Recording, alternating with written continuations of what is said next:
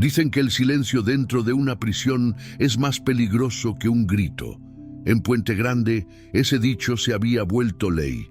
Entre los muros agrietados y el olor constante a humedad, los guardias sabían que cuando el ruido cesaba, algo estaba a punto de estallar. Pero esa mañana el silencio entró por la puerta principal, esposado y con la mirada fija en el suelo. Nadie imaginaba que ese hombre, de paso sereno y rostro inexpresivo, traería consigo el eco de la muerte. Su nombre en los registros era Emilio Vargas, 36 años, condenado por homicidio agravado. Para los guardias, otro más entre tantos. Para los reclusos, un nuevo juguete. Llevaba el cabello corto, la barba de varios días y unos ojos grises que parecían no mirar a nadie y a todos al mismo tiempo. Cuando el custodio lo condujo a su celda, los demás prisioneros lo observaron con una mezcla de curiosidad y burla. Uno de ellos, un tipo alto con tatuajes hasta el cuello, sonrió con dientes de oro. «Mira nomás, otro calladito», murmuró el hombre, al que todos llamaban el Chino. «Los calladitos aquí duran poco, compa». Emilio no respondió, ni siquiera lo miró. Caminó hasta la litera asignada, dejó su manta doblada con precisión casi militar y se sentó en silencio. Aquella calma irritó al grupo que lo rodeaba. Nadie se quedaba callado frente a el Chino sin pagar las consecuencias. El calor dentro del penal era sofocante. El aire apenas se movía entre los pasillos, cargado de sudor, polvo y resentimiento.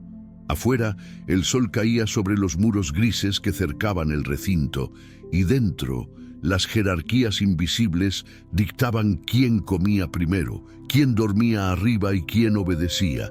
Emilio no encajaba en ninguno de esos papeles. Su quietud confundía a todos, incluso a los guardias. En el comedor, mientras los demás reclusos se empujaban por un plato de arroz aguado, Emilio comía despacio, observando cada movimiento, cada gesto.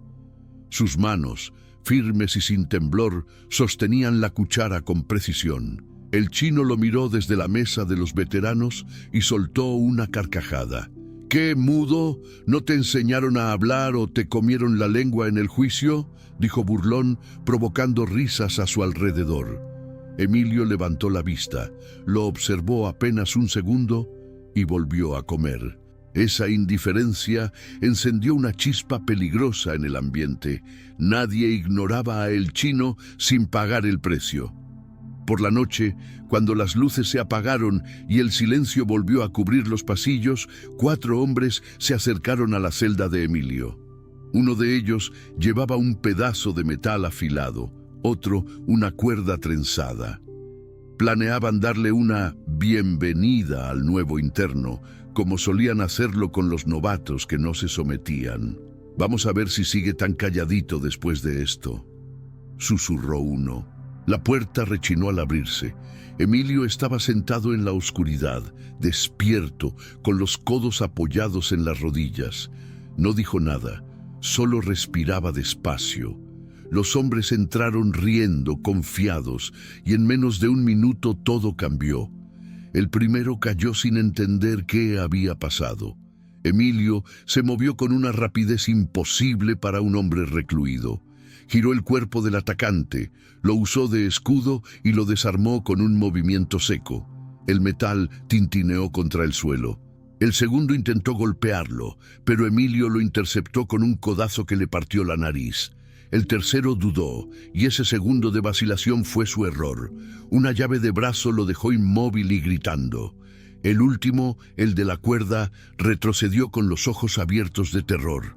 «Tranquilo, cabrón, era una broma», balbuceó con la respiración entrecortada.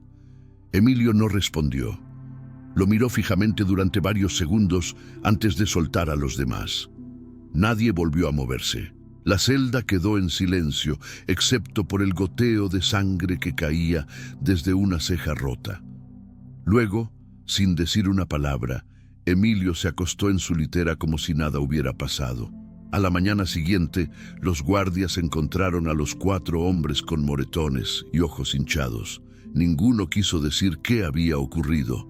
En la prisión, hablar era morir. El chino los observó desde su mesa y comprendió que el nuevo no era lo que parecía. Sin embargo, su orgullo no le permitiría quedarse callado. Durante los siguientes días, el ambiente se tensó. Los murmullos se multiplicaban. Algunos reclusos comenzaban a respetar a Emilio, otros lo temían. Lo apodaron el Silencio. Nunca hablaba más de lo necesario, y cuando lo hacía, su voz era baja, firme, como la de alguien que no necesitaba gritar para hacerse escuchar. Una tarde, mientras los presos trabajaban en el taller de carpintería, el chino se acercó con su grupo. «Oye, Silencio», dijo burlándose del apodo. «Aquí adentro uno tiene que tener amigos, ¿sabes? O enemigos, tú decides». Emilio dejó la madera sobre la mesa y lo miró con calma. «No necesito ninguno», respondió por primera vez con voz grave y pausada. Esa frase se extendió por el penal como fuego. Los que la escucharon sabían que era una advertencia. Los que no, la sintieron en el aire. Desde ese día, nadie se atrevió a tocarlo.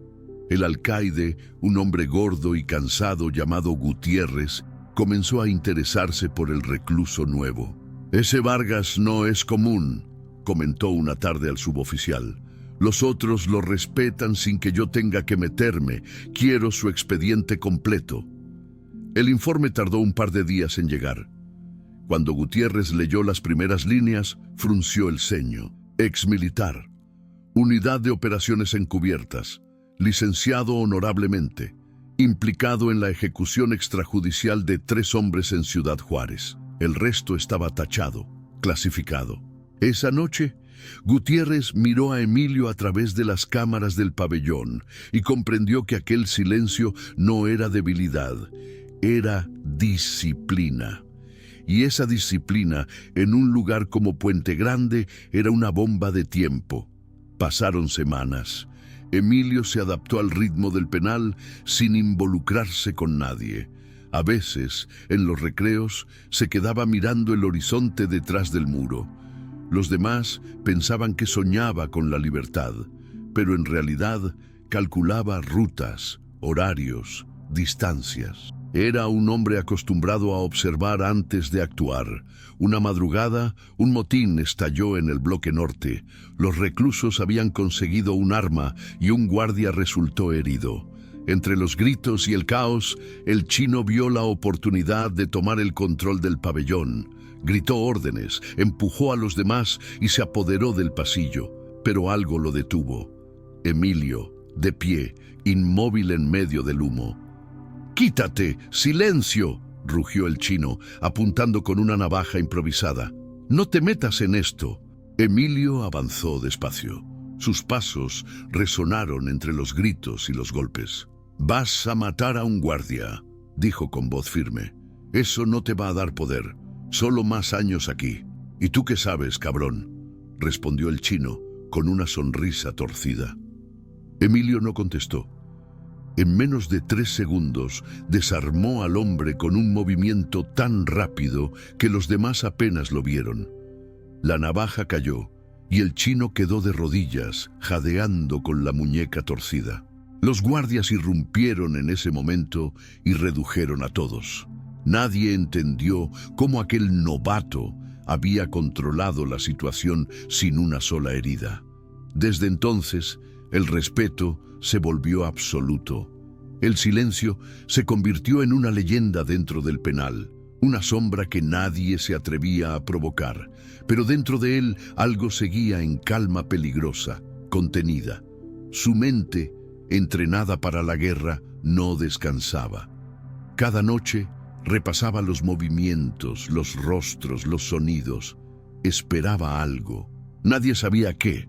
Lo que nadie imaginaba era que su historia en Puente Grande apenas comenzaba y que el día en que rompiera el silencio, el penal entero recordaría su nombre. El rumor se extendió por todo Puente Grande. El silencio Había salvado la vida de un guardia y humillado a El Chino frente a todos. En una prisión donde la reputación era más valiosa que la comida, ese hecho cambió el equilibrio del poder. Algunos comenzaron a buscar su protección, otros a temerlo, y unos pocos, los más peligrosos, a planear su caída. Durante los días siguientes, Emilio mantuvo su rutina sin alteraciones.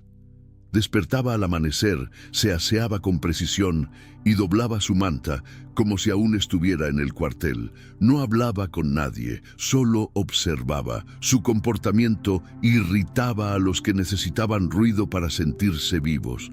Pero detrás de esa calma, su mente analizaba cada rincón del penal. Sabía dónde se escondían las armas improvisadas, quién controlaba la droga, qué guardias aceptaban sobornos. Había aprendido que el control no se mantenía con fuerza, sino con información. En el comedor, las miradas lo seguían. El Chino, con la mano vendada, lo observaba desde otra mesa, masticando su rencor junto con el pan duro. «Ese cabrón no es un preso, es un soldado», murmuró uno de sus hombres.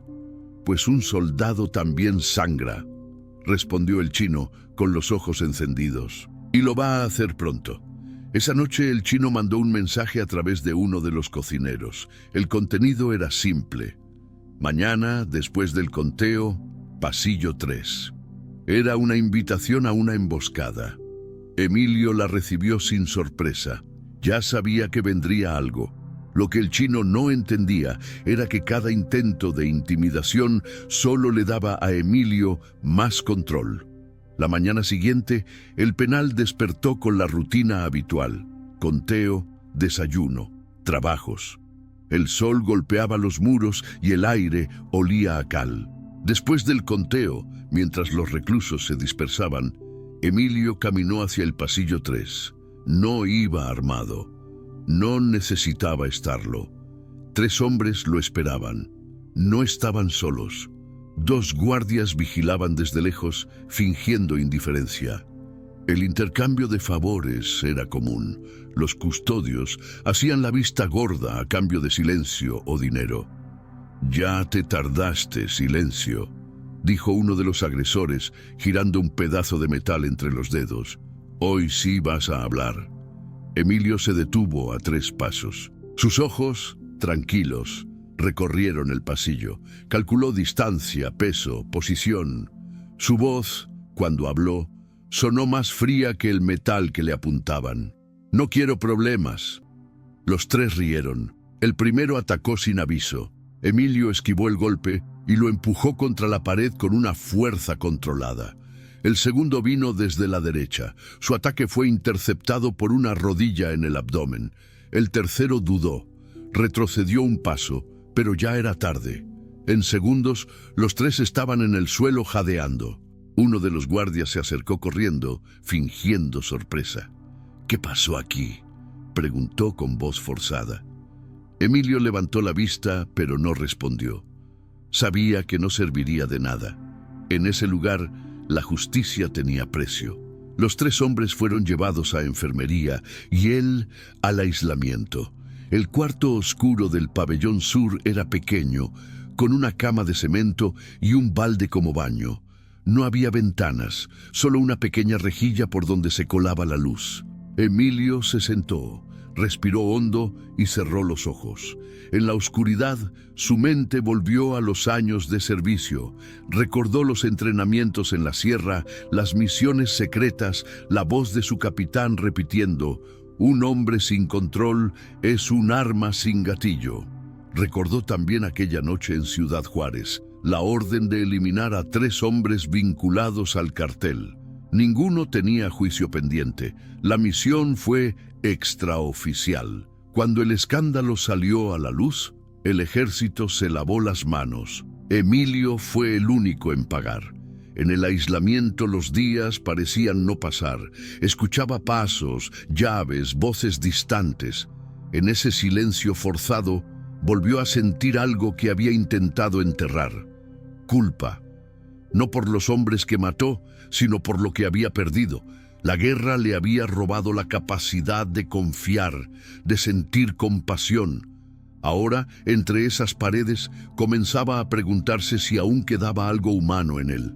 Al tercer día, el alcaide Gutiérrez lo visitó. Su silueta se recortó en el marco de la puerta, iluminada por el reflejo del pasillo.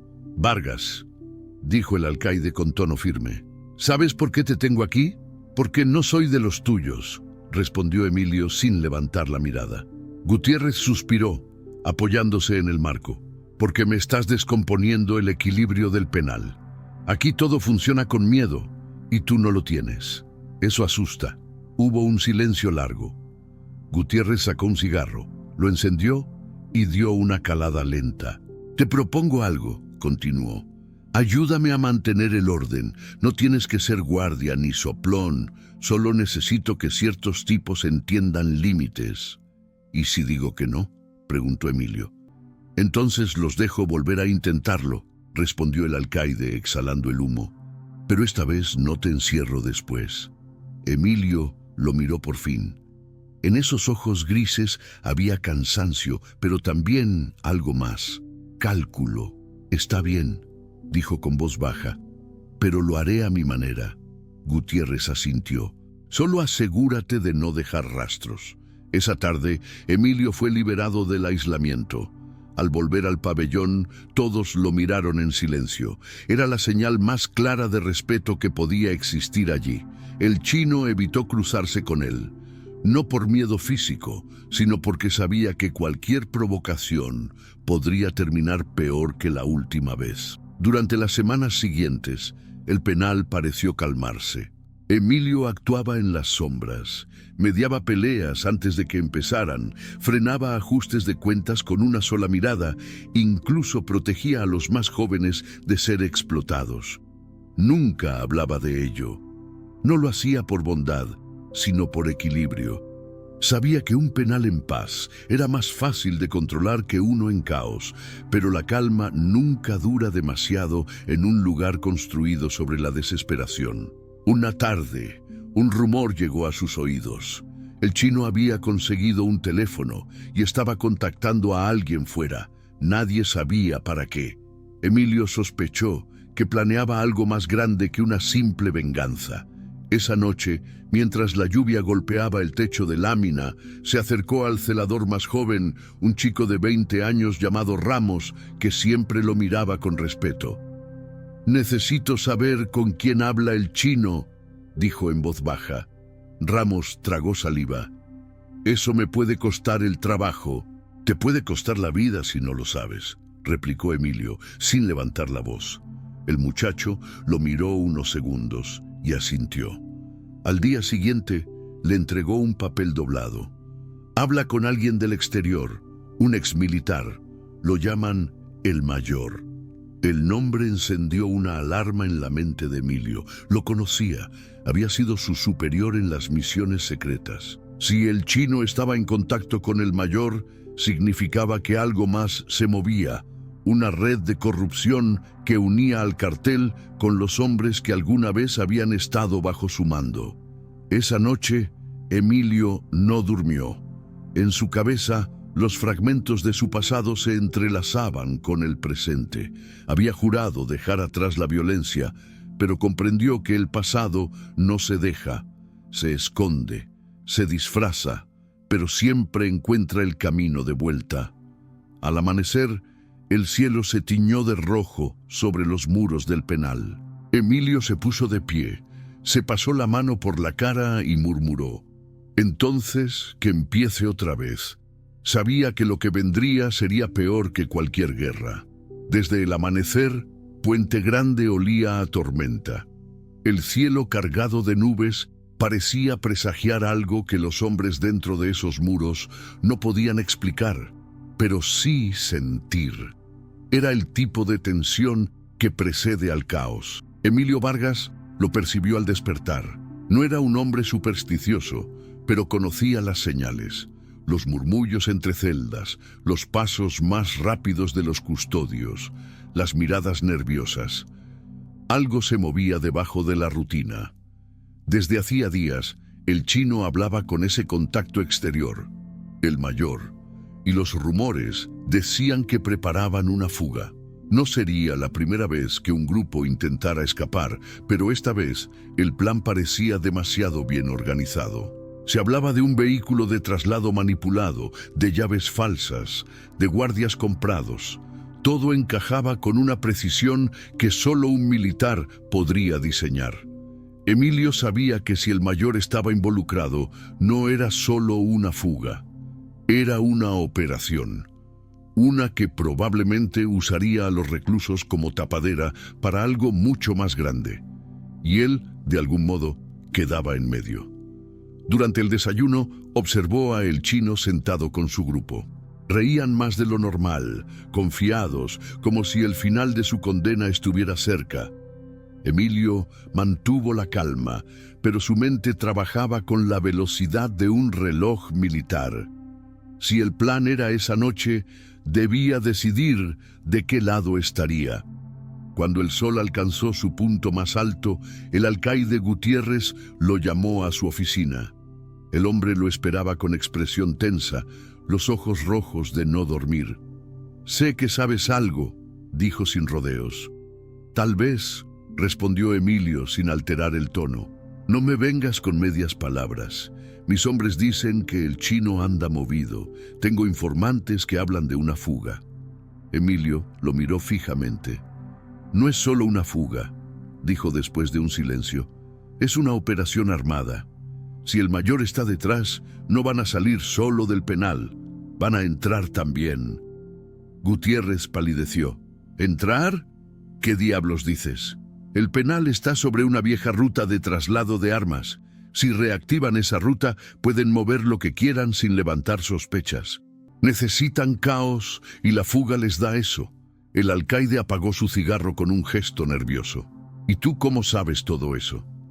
«Porque yo ayudé a construir ese plan hace años», respondió Emilio sin rastro de emoción. «Pero no para usarlo así». El silencio llenó la oficina. Gutiérrez comprendió que el hombre frente a él no era un simple preso. Era una pieza clave de algo mucho más grande. «Ayúdame a detenerlos», pidió finalmente. «No confío en mis propios hombres. Si lo hago», dijo Emilio, «quiero algo a cambio». «¿Qué? ¿Libertad? No, solo justicia. Que se sepa quién realmente mandó esas órdenes en Juárez». El alcaide lo miró, desconcertado. «Eso está enterrado. Entonces habrá que desenterrarlo». La conversación terminó sin promesas, pero con una alianza silenciosa. Esa noche, ambos sabían que el penal se convertiría en un campo de batalla. El viento soplaba fuerte cuando cayeron las primeras gotas. Las luces del pabellón parpadeaban, y el sonido de los truenos se mezclaba con el murmullo de los presos que no dormían. A las 11, un guardia fingió una revisión de rutina en el bloque C. A las 11:15, las cámaras del corredor principal dejaron de transmitir. A las 11:20, un camión de traslado se estacionó frente a la puerta norte con 2 hombres uniformados que no pertenecían a ningún turno registrado. Emilio observaba desde su celda. Había pasado la tarde preparando cada detalle. Cambió los turnos de limpieza, alteró las rutas de vigilancia y envió una nota anónima al bloque A, donde estaban los reclusos más violentos. Sabía que el caos era inevitable, pero si lo guiaba correctamente, podía controlarlo. A las 11:25, el chino y sus hombres se movieron. Llevaban armas improvisadas y un mapa. Los guardias comprados les abrieron paso, pero al llegar al corredor, algo no encajó. El pasillo estaba vacío, demasiado silencioso. El chino levantó la mano para detener a su grupo. «Algo no está bien», murmuró uno de ellos. «Cállate», replicó el chino avanzando. De repente, una voz retumbó detrás. «Demasiado tarde para arrepentirte». Era Emilio. Estaba de pie con un tubo de acero en la mano. Su presencia fue como un disparo en el pecho de todos. «¿Tú?», gruñó el chino. «¿Qué haces aquí, traidor? Evitando que mueras por un plan que ni entiendes», dijo Emilio, avanzando un paso. «El mayor te usó». «¡Mentira!», gritó el otro furioso. «Él me va a sacar de aquí, a todos nosotros». «No, te va a dejar muerto para limpiar su rastro, como hizo conmigo». El silencio que siguió fue roto por el rugido del trueno. El chino atacó primero, con un cuchillo artesanal. Emilio lo esquivó y lo golpeó en el estómago. Otro recluso intentó intervenir, pero fue reducido con un movimiento seco. En segundos, el pasillo se convirtió en una escena de golpes, jadeos y metal chocando. Uno de los guardias corruptos levantó su arma, disparó. La bala rozó el hombro de Emilio. El eco del disparo encendió la alarma general. En cuestión de minutos, el penal entero se agitó como una bestia despierta.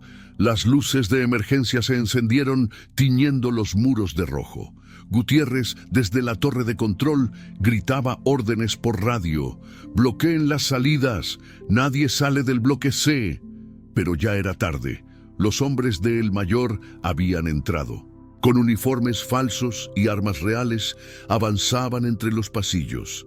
Los presos corrían, algunos gritando, otros aprovechando para escapar. El caos era total. Emilio arrastró a el chino hasta una esquina. Tenía el rostro ensangrentado, pero seguía con vida. «¿Aún crees que él va a salvarte?», preguntó. El chino, entre toses, lo miró con odio. Tú no entiendes. Esto es más grande que tú». «Lo sé», respondió Emilio con frialdad. «Por eso voy a terminarlo». Lo dejó inconsciente y tomó su radio. «Gutiérrez, soy Vargas. Están dentro. 5 hombres, acceso norte». «¡Carajo, Vargas!», gritó el alcaide. «¿Cómo los detengo?». «No los detengas. Enciérralos. Bloquea el corredor 4. Yo los guiaré hasta allí». La estrategia era arriesgada. Emilio conocía el diseño del penal mejor que nadie. Si lograba hacer que los invasores lo siguieran, podía encerrarlos en el bloque aislado del ala este, un lugar sin salida.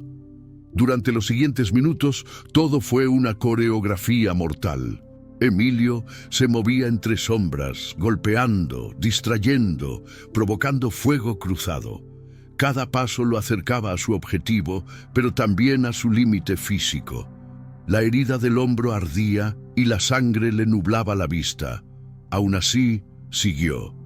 Finalmente, cuando los hombres del Mayor lo rodearon en el corredor 4, sonó el chirrido metálico de las puertas cerrándose detrás. «¿Qué demonios?», dijo uno de ellos. Emilio se apoyó en la pared, respirando con dificultad. Fin del juego. Los barrotes se cerraron de golpe y una lluvia de gas lacrimógeno llenó el espacio. Los invasores cayeron uno por uno. Desde la torre, Gutiérrez observaba incrédulo. No sabía si Emilio había sobrevivido, pero comprendió que sin él, el penal estaría en ruinas. Cuando el humo se disipó, lo encontraron inconsciente, cubierto de polvo y sangre, pero vivo. Lo llevaron a la enfermería, donde permaneció varios días sin hablar. Nadie se atrevió a tocarlo. Al despertar, Gutiérrez estaba ahí sentado junto a su cama. «Tú detuviste una guerra», dijo en voz baja. «No», respondió Emilio con un hilo de voz. «Solo pospuse la próxima». El alcaide asintió. «El gobierno quiere hablar contigo. Dicen que hay cosas que necesitan saber. Entonces será mejor que se preparen para oír la verdad», contestó Emilio mirando el techo. «Porque esta vez no pienso callar». Fuera, la lluvia seguía cayendo sobre Puente Grande, lavando la sangre, pero no la memoria. Los días que siguieron al motín fueron de un silencio espeso, casi irreal. El penal de Puente Grande parecía contener la respiración, como si temiera volver a moverse. Los pasillos olían a desinfectante y metal quemado. Las paredes estaban marcadas por las balas y en las noches los ecos de los gritos todavía flotaban en el aire. Los guardias caminaban con pasos más lentos, los presos hablaban en voz baja. El equilibrio había cambiado para siempre. Emilio Vargas se recuperaba en la enfermería, bajo vigilancia permanente. Su hombro, vendado con torpeza, dolía cada vez que respiraba, pero no se quejaba. Pasaba el tiempo mirando el techo, oyendo el zumbido constante de los fluorescentes. A veces pensaba en lo que había ocurrido y en lo que había evitado. Una masacre. Sin embargo, lo que más lo inquietaba no era lo que había hecho, sino lo que había recordado. Los hombres que entraron aquella noche no eran simples criminales, eran soldados caídos en la oscuridad, los mismos que alguna vez habían sido sus hermanos de uniforme. El mayor había reclutado a los restos de su antigua unidad, la que el gobierno había disuelto tras los escándalos de Juárez. Él los conocía, sabía de lo que eran capaces, y si habían aparecido allí, significaba que el mayor todavía estaba operando, usando los mismos métodos que antes, pero con un nuevo propósito: limpiar el pasado, eliminando testigos. Una mañana, el alcaide Gutiérrez entró en la enfermería. Llevaba una carpeta gruesa y un semblante serio. «El gobierno quiere hablar contigo, Vargas», dijo, sin rodeos. «¿Y tú confías en ellos?», preguntó Emilio sin moverse. «No confío en nadie», respondió el alcaide, «pero lo que hiciste no puede ocultarse. Quieren saber cómo sabías tanto». Emilio lo observó por unos segundos. «Si les cuento, me matan. Si no les cuentas, también», replicó Gutiérrez, encendiendo un cigarro. «Al menos elige cómo». El silencio se extendió entre los dos hombres. Luego, el alcaide dejó la carpeta sobre la mesa. «Vienen esta tarde 2 hombres de la secretaría, y no son de los que hacen preguntas amables». Emilio asintió apenas. Sabía lo que eso significaba. No venían por respuestas, sino por control. Esa tarde, la enfermería se llenó de tensión.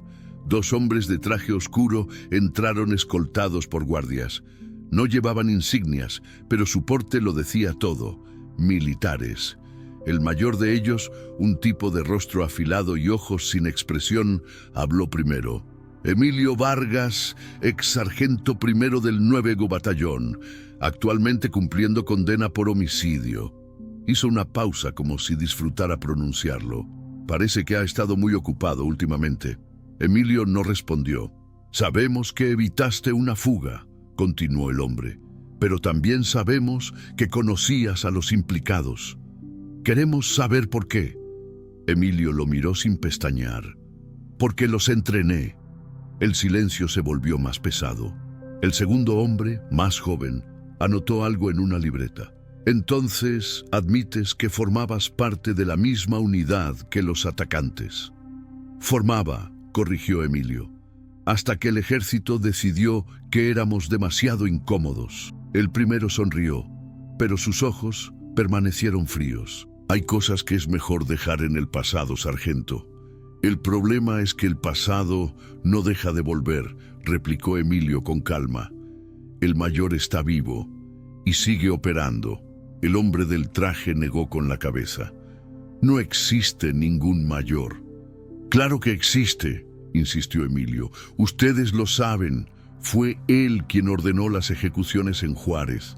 Yo solo cumplí órdenes, pero cuando todo salió mal, me dejaron solo». El interrogador se inclinó hacia adelante. «Ten cuidado con lo que dices, Vargas. Hay verdades que cuestan la vida». «Ya la pagué», respondió Emilio sin apartar la mirada. «Ahora solo quiero que alguien más lo haga». El más joven cerró la libreta. «Nos aseguraremos de que tu testimonio llegue a donde debe». Emilio esbozó una sonrisa cansada. «No lo harán. Pero al menos ahora saben que no me van a callar». Los hombres salieron sin decir más. Gutiérrez los observó desde la puerta y esperó unos segundos antes de acercarse. ¿Qué dijiste?» «Lo suficiente para que me maten», contestó Emilio, «pero también para que empiecen a buscar a los equivocados». Esa noche, algo cambió. Los guardias en la Torre Norte reportaron luces extrañas en el exterior. Al principio pensaron que era una patrulla, pero los faros no se movían. Luego se escuchó un ruido seco, metálico, y las cámaras comenzaron a fallar.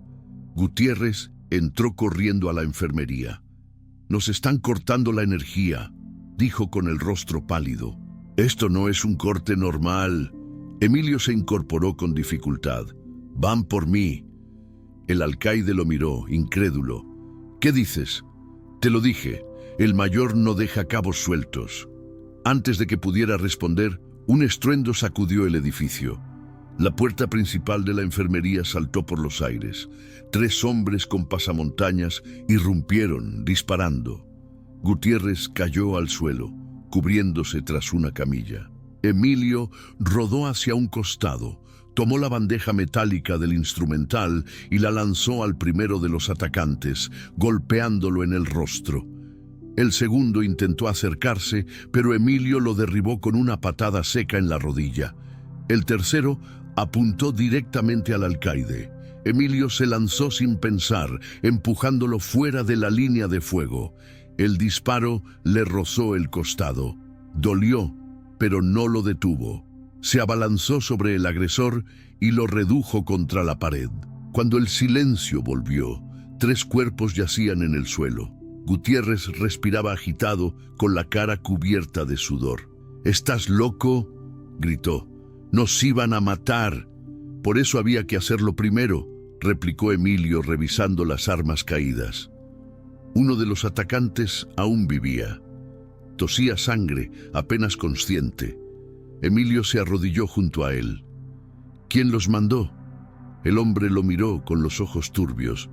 «El mayor», alcanzó a decir antes de morir.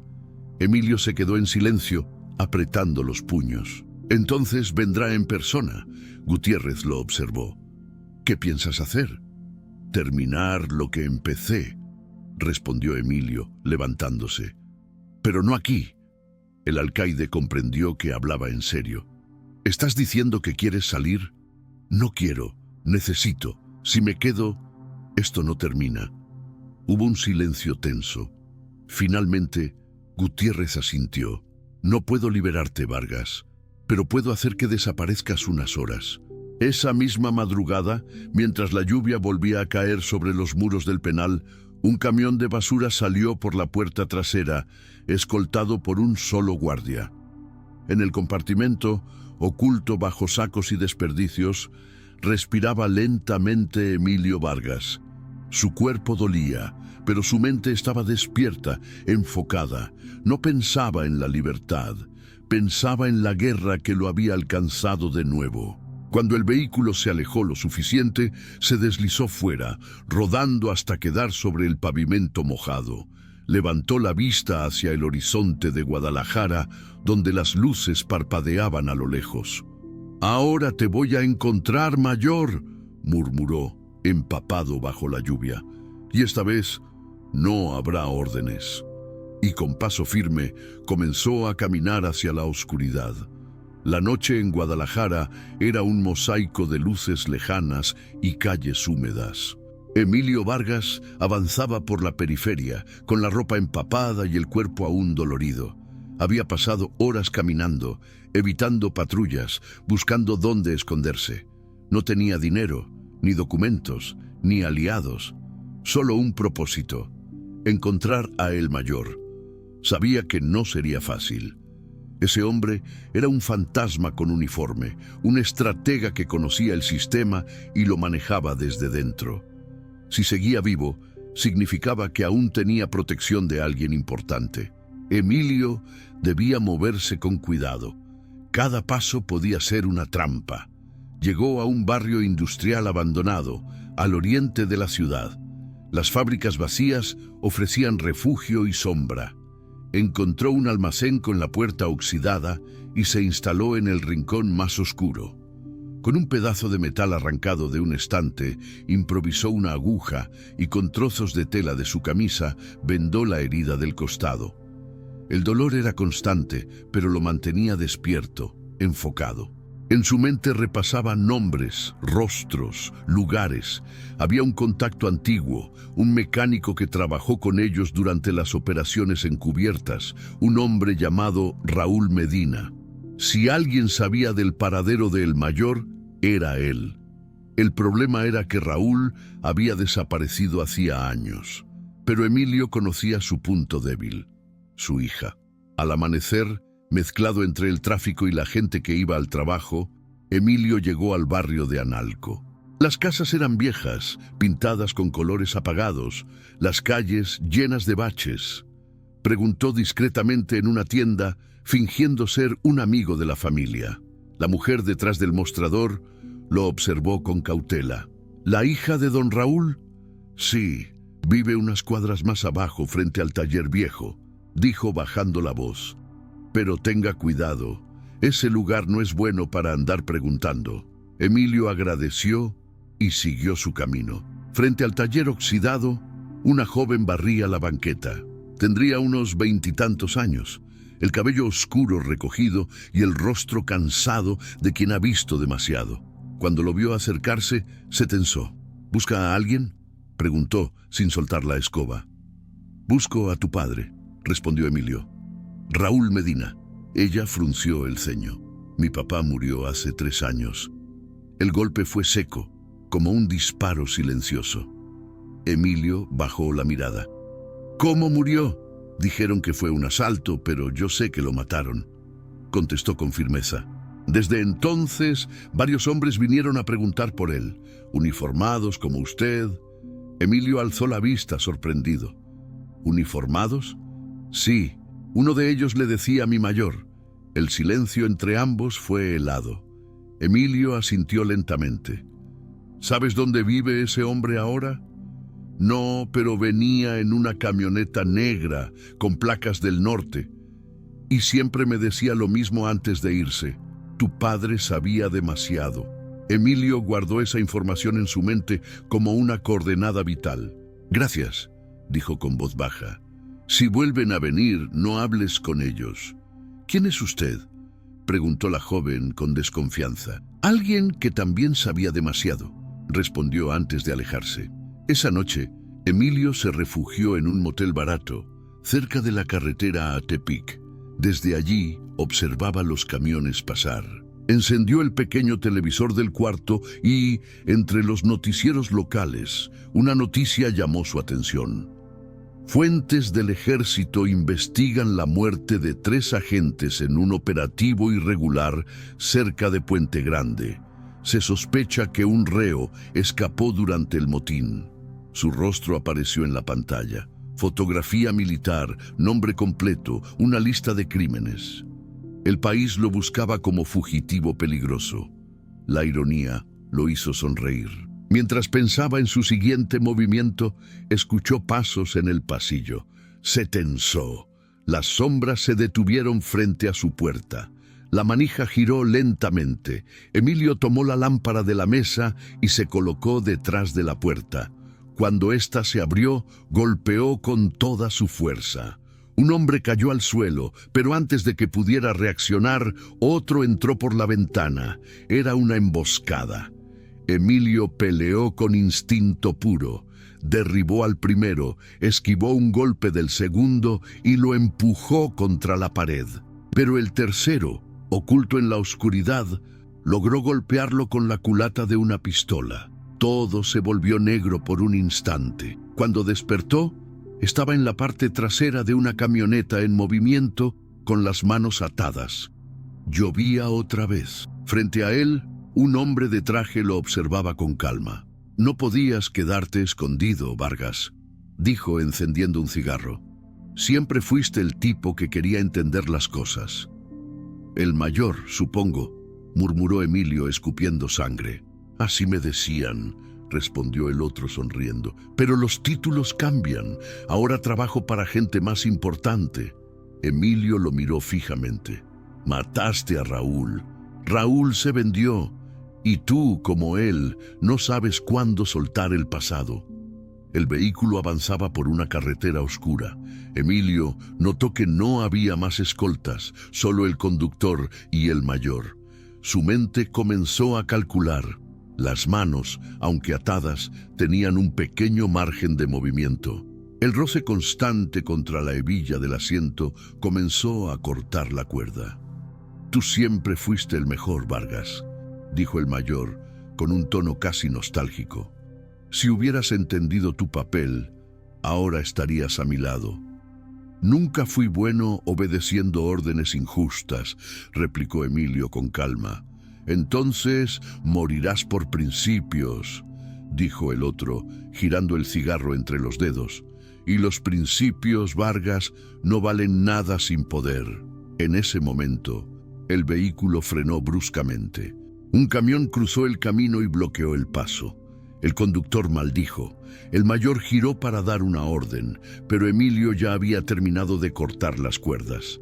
Lo golpeó con el hombro herido, tomó el arma del cinturón y disparó al parabrisas. El conductor cayó. La camioneta se desvió, giró sobre sí misma y se estrelló contra una zanja. El aire se llenó de humo y tierra. Emilio salió tambaleante, con el cuerpo magullado. Detrás, el mayor intentaba arrastrarse fuera del vehículo.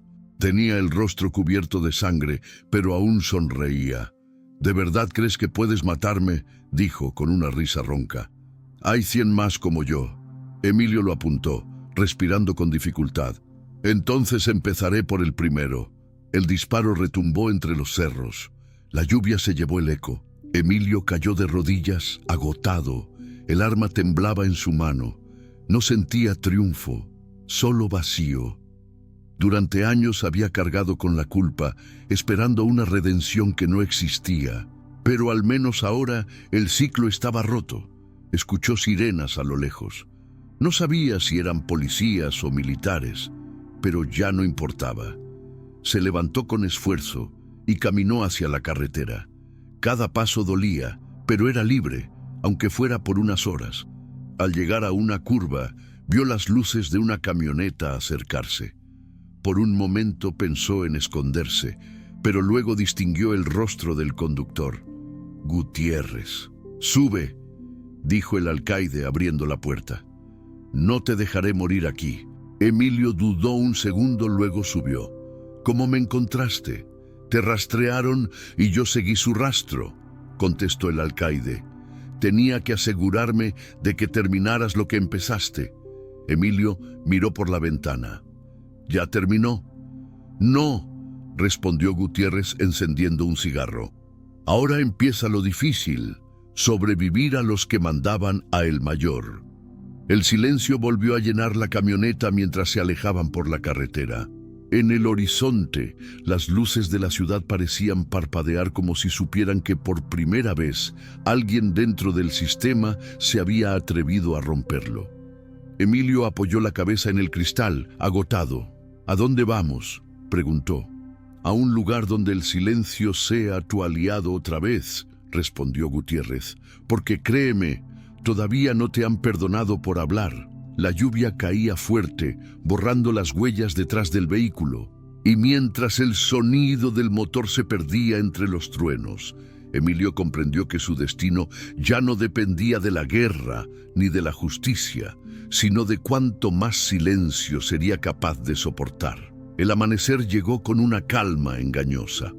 Las montañas al norte de Jalisco se cubrían de neblina mientras la camioneta avanzaba por caminos rurales. Emilio Vargas observaba el paisaje pasar por la ventana.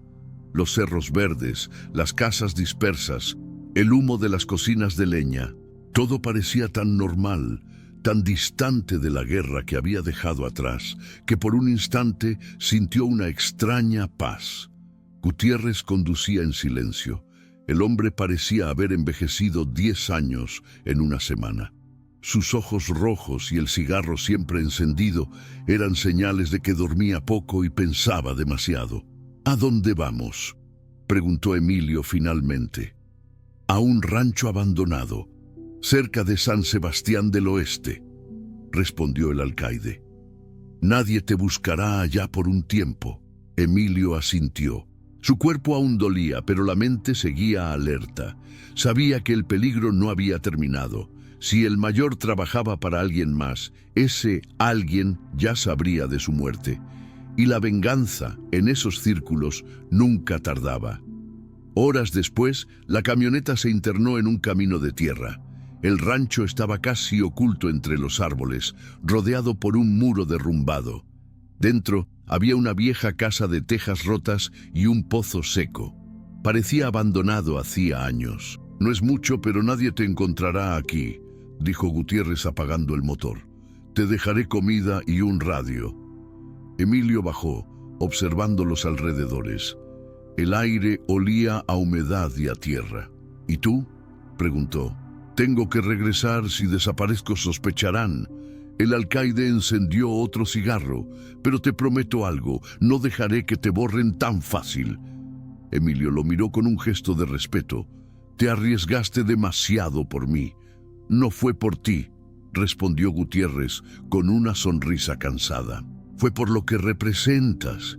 Gente como tú me hace creer que todavía hay hombres que no se venden». El silencio los envolvió unos segundos. Luego, el alcaide extendió la mano. Emilio la estrechó con firmeza. «Cuídate, Vargas», dijo el alcaide subiendo a la camioneta. «Si todo sale bien, volveré por ti en un mes». Cuando el vehículo se alejó entre los árboles, Emilio se quedó solo. Entró a la casa y se instaló en el rincón más seguro, junto a una pared donde la lluvia no entraba. Encendió una fogata con trozos de madera húmeda y se recostó, dejando que el sonido del fuego lo arrullara. No recordaba la última vez que había dormido sin escuchar gritos o alarmas. Pasaron 3 días. Emilio se movía con rutina militar. Levantarse antes del amanecer, revisar el perímetro, practicar movimientos para mantener el cuerpo activo. En las noches se sentaba junto al fuego, escuchando los sonidos del bosque. A veces creía oír pasos entre los árboles, pero siempre resultaban ser animales, o eso quería creer. Una tarde, mientras buscaba agua cerca del pozo, escuchó el crujido de una rama. Se giró rápido, instintivo, pero solo vio una sombra desaparecer entre los arbustos. Se quedó inmóvil, atento. El silencio volvió, pero algo le decía que ya no estaba solo. Esa noche colocó trampas improvisadas alrededor del rancho. No durmió.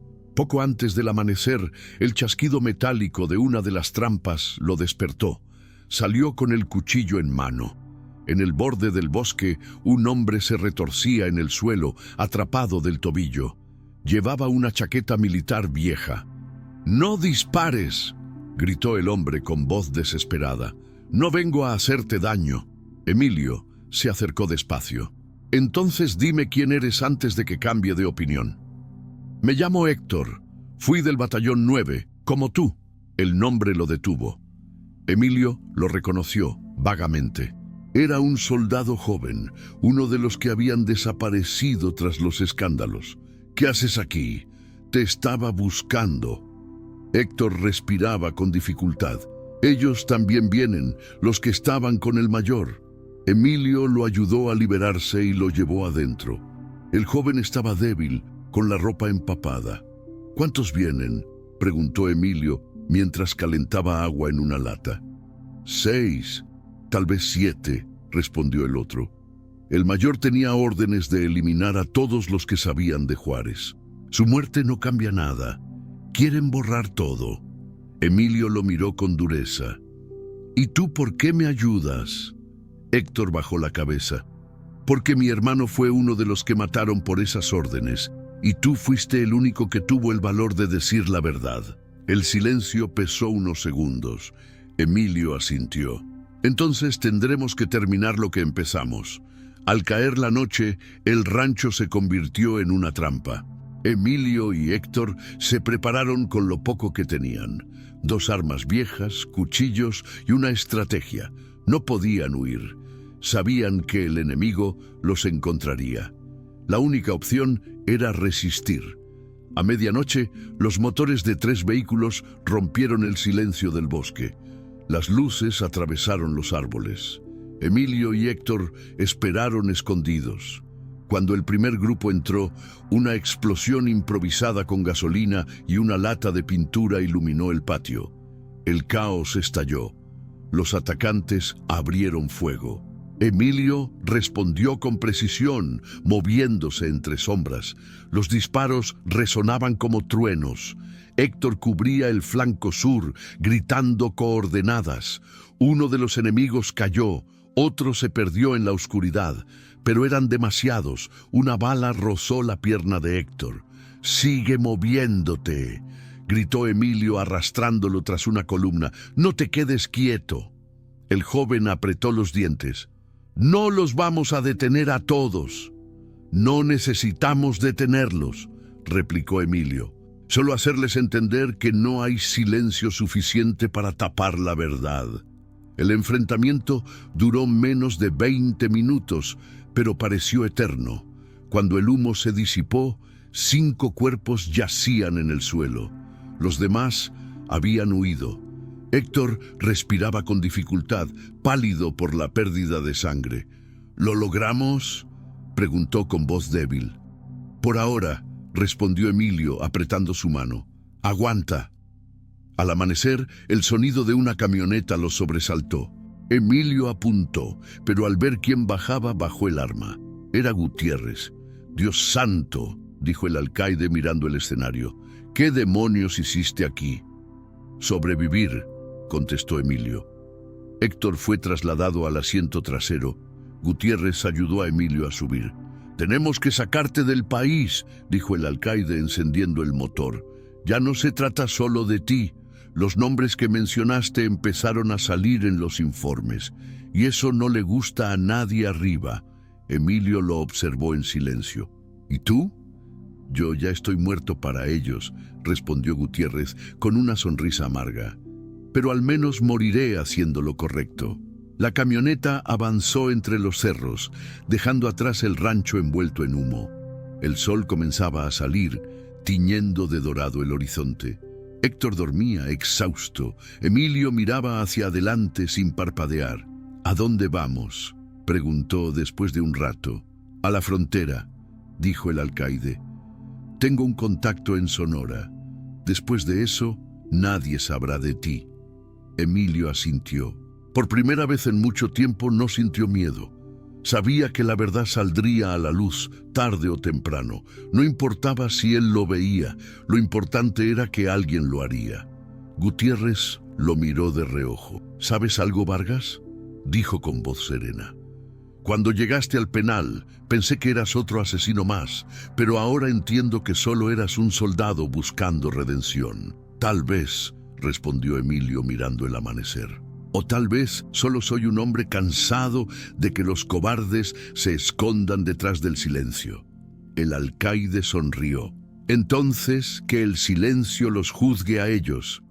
La carretera se extendía frente a ellos, infinita, bañada por la luz del sol. Atrás quedaban los muros, las sombras y los fantasmas. Emilio respiró profundo. El viento le golpeó el rostro y, por primera vez en años, no sintió el peso del uniforme ni de las culpas. Solo la certeza de que, incluso entre los hombres más rotos, todavía podía nacer la justicia. Y así, con el eco de los motores perdiéndose entre los cerros, el hombre que todos conocieron como el Silencio desapareció del mapa. Pero su historia, la de un soldado que enfrentó al poder desde una celda, seguiría viva, contada entre susurros por aquellos que entendieron que a veces el silencio no es cobardía, sino la forma más pura de resistencia.